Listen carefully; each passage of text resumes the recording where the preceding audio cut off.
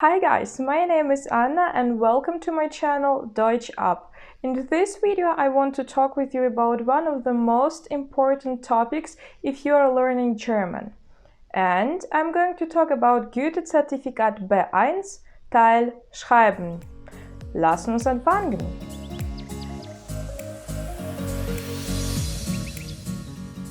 First of all, I want to say sorry for making you wait that long for this video, but exactly at this moment I was preparing with my students to Goethe-Zertifikat B1 and one of them has passed it recently and just informed me that she got 99 Punkten aus 100, so 99 points out of 100 in the parts Schreiben und Sprechen. And now let's talk more precisely about the part writing. Here you are going to meet three different tasks. For the first one you're going to have 25 minutes, for the second also 25, and for the third 15 minutes. The task itself I made up personally, but the type of the task is identical to that one which you will receive on your Goethe-Zertifikat. So let's talk about the first one. Here you're able to see the task. I'm going to read it. Eine Freundin von Ihnen hatte Geburtstag und hat Sie und Ihre Schwester eingeladen. Ihre Schwester konnte aber nicht kommen, weil sie sich gerade im Ausland befindet. Schreiben Sie an Ihre Schwester und erzählen Sie ihr, wie die Geburtstagsparty verlaufen ist. Sagen Sie, ob Ihnen die Geburtstagsparty gefallen hat. Warum nicht? Schlagen Sie Ihrer Schwester vor, sie zu besuchen. Schreiben Sie etwa 80 Wörter, schreiben Sie etwas zu allen 3 Punkten und vergessen Sie nicht auf Text und Satzbau zu achten und an Rede und Schluss zu verwenden. And now let's see how I am proposing to do this task. My example.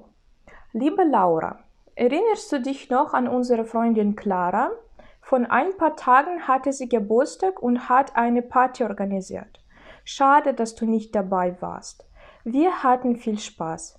Es gab da eine Geburtstagstorte mit Kerzen, die Clara ausblasen musste.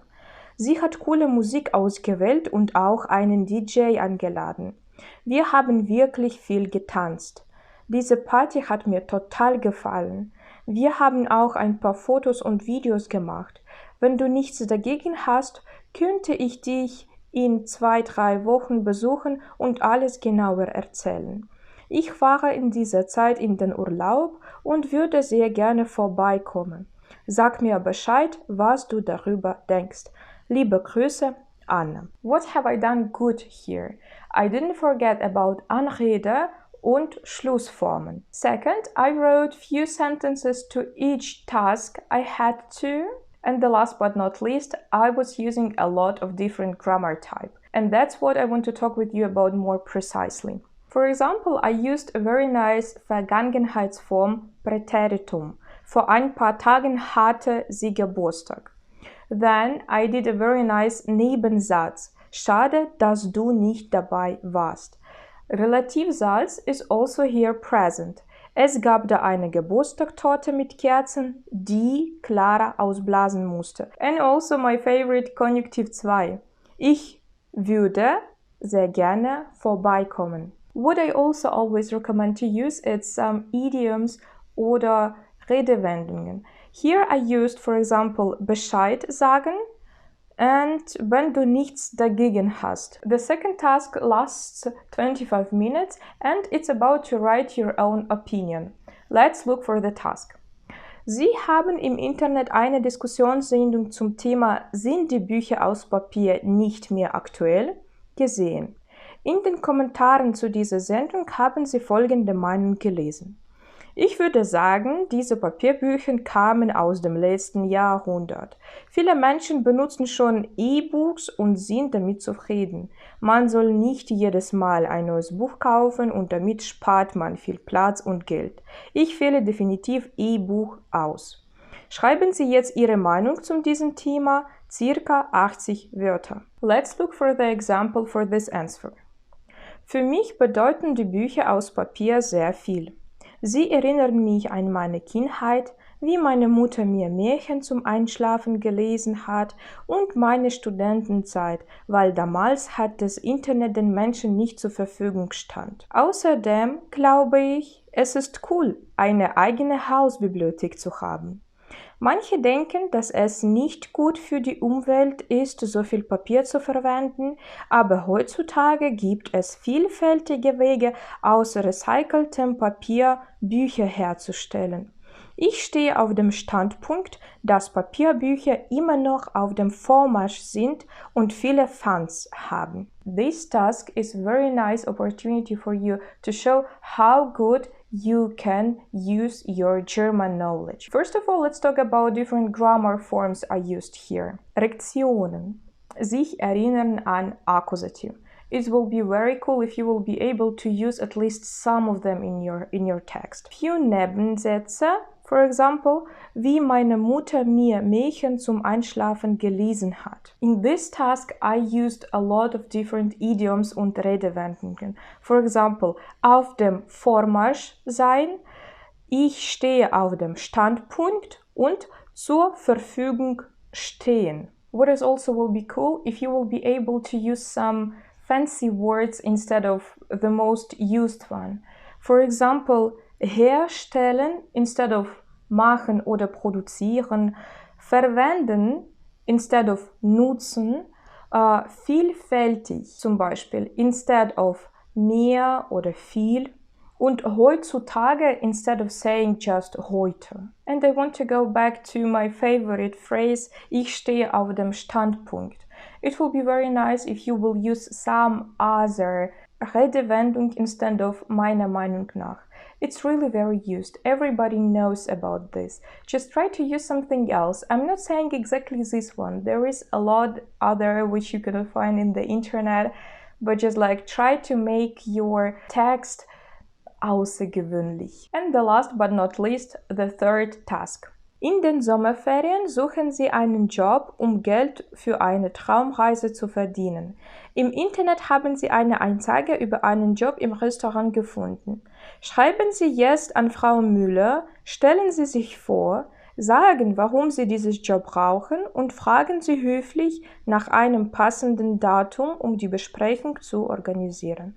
Schreiben Sie etwa 40 Wörter, vergessen Sie nicht auf Text- und Satzbau zu achten und an Rede und Schluss zu verwenden. First of all, what I want to emphasize here is that the third task is about very nice and formal letter. The first one was about informal speech, so there as Anrede, you can use just Hallo oder Lieber, and in the end write Liebe Grüße oder Tschüss.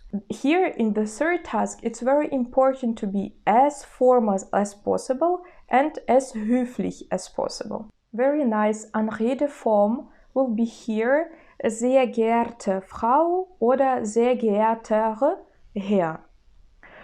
Sehr geehrte Frau Müller, mein Name ist Kaya Zimmermann und ich habe im Internet Ihre Anzeige über das Jobangebot für Sommer gelesen. Ich bin 22 Jahre alt und studiere im 3. Jahr an einer Uni Jura. Ich brauche diesen Job, weil ich gerade Geld für meine Reise nach Dänemark spare, die ich seit langem plane.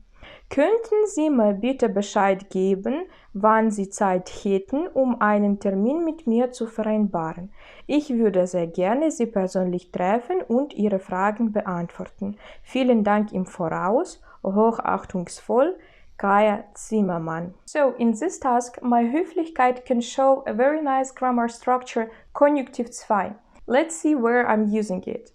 Ich würde sehr gerne Sie persönlich treffen, wann Sie Zeit hätten, um bla bla bla. Another very nice grammar structure is Nebensatz.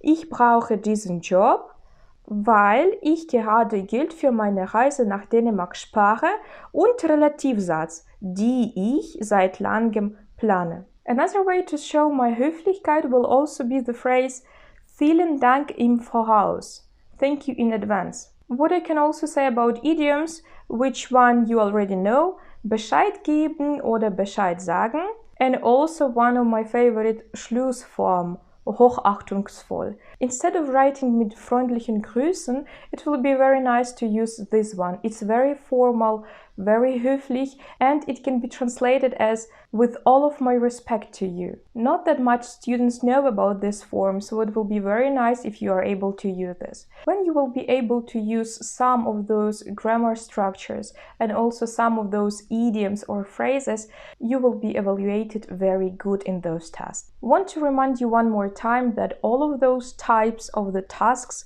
are identical to those one which you will get by your Goethe-Prüfung. I wish you good luck with the preparation and really hope that this video was nice, interesting and useful for you.